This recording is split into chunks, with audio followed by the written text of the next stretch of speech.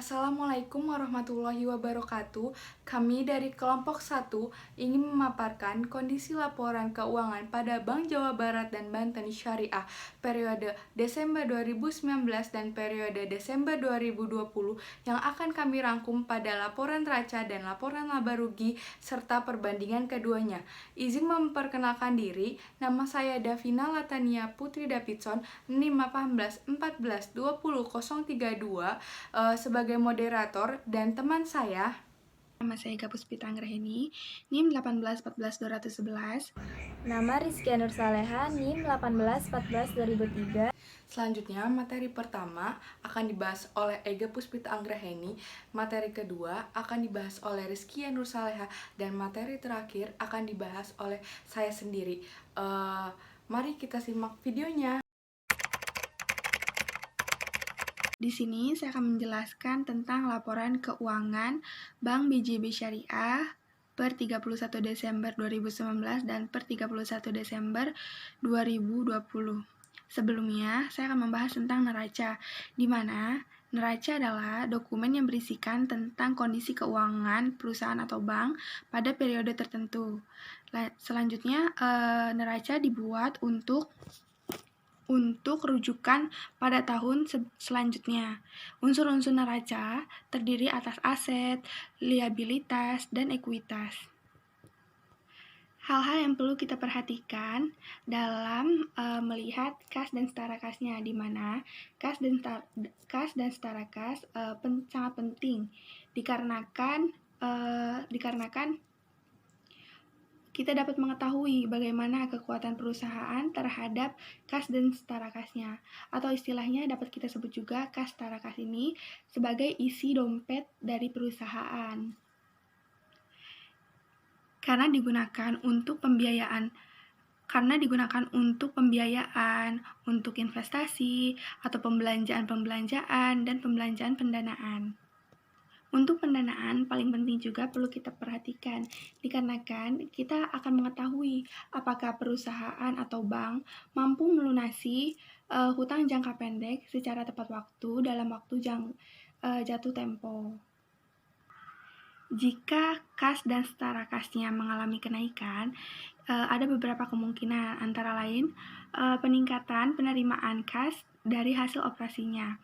Seperti yang dapat kita ketahui bahwa pada Bank BJB Syariah arus kasnya melonjak, di mana yang tadinya 17.963.304 dalam satuan juta rupiah menjadi 18.435.881 rupiah juta. Kenaikan ini dikarenakan dampak bersih perubahan nilai atas tukar kas dan setara kas. Dapat disimpulkan bahwa kas dan setara kasnya kuat. Jadi, total aset ini sangat diperhatikan oleh perusahaan. Jika sewaktu-waktu perusahaan mengukur untuk melunasi hutang jangka pendek pada saat penagihan yang mendadak. Jadi, sebelumnya kita harus melihat terlebih dahulu liabilitasnya. Sebelumnya diketahui bahwa total liabilitas jangka pendek yaitu pada tahun 2020 sebesar 1.830.150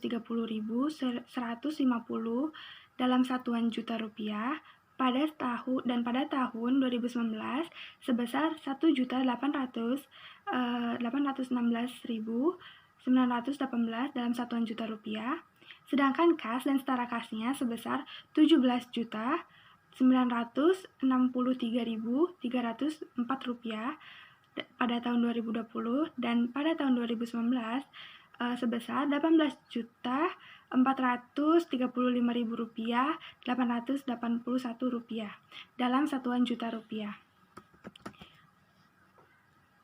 Ini artinya jika perusahaan atau Bank BJB Syariah melakukan pelunasan secara tepat waktu dan penuh, maka keberlangsungan operasional Bank BJB atas tagihan-tagihan dari pihak ketiga ini masih sangat akan berpengaruh, karena terlihat bahwa liabilitasnya ini kecil dan aset kasnya itu sangat besar. Jadi liabilitas ini masih bisa tertutupi oleh aset-asetnya atau kas dan setara kasnya.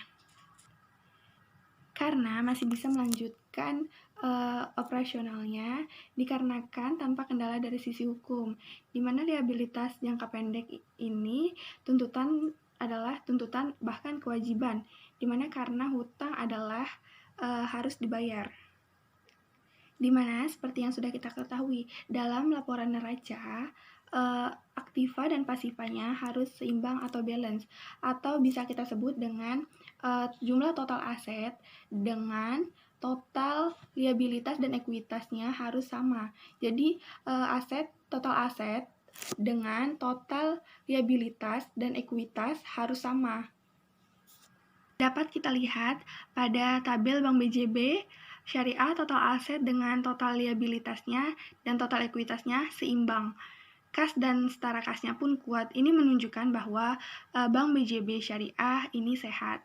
Berikut perbandingan kas dan setara kasnya dengan liabilitas segera atau hutang jangka pendek.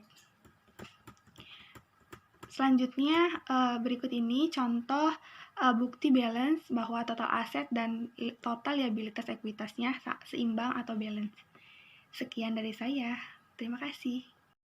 Saya akan menyampaikan materi tentang laporan laba rugi pada Bank BJB Syariah, di mana laporan laba rugi adalah bagian dari laporan keuangan suatu perusahaan yang dihasilkan pada suatu periode akuntansi yang menjabarkan unsur-unsur pendapatan dan beban perusahaan sehingga menghasilkan suatu laba bersih, di mana pendapatan bunga dan bank syariah pada tahun 2019 senilai 12.091.000 dalam jutaan rupiah, sampai dengan tahun 2020 senilai 12.620.000 dalam jutaan rupiah, mengalami sebuah kenaikan pada beban bunga dan bagi hasil syariah pada tahun 2019 senilai 6.082.000 dalam jutaan rupiah, sampai dengan tahun 2020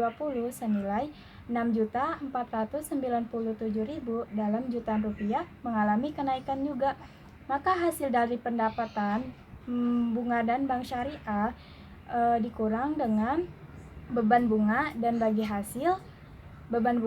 hasil syariah, maka hasilnya pada tahun 2019 senilai 6.008.000 dalam jutaan rupiah, sampai dengan tahun 2020 senilai 6.125.000 dalam jutaan rupiah, ini mengalami kenaikan. Maka perusahaan tersebut mengalami sebuah keuntungan. Untuk melihat perbandingan antara laporan neraca dengan laporan laba rugi, kita lihat dulu dari laporan neraca pada Bank Jawa Barat dan Banten Syariah tahun 2019 dan tahun 2020. Total aset harus sama dengan jumlah ekuitas dan liabilitas dan dinyatakan balance, sehingga mengalami peningkatan dari tahun 2019 ke tahun 2020. Sedangkan laporan laba rugi pada Bank Jawa Barat dan Banten Syariah tahun 2019 dan tahun 2020 juga mengalami peningkatan. Artinya total laba rugi tahun 2020 lebih besar dibanding total laba rugi tahun 2019. Sekian pemaparan yang dapat kami sampaikan, kurang lebihnya mohon maaf. Wabillahi taufiq wal hidayah. Wassalamualaikum warahmatullahi wabarakatuh.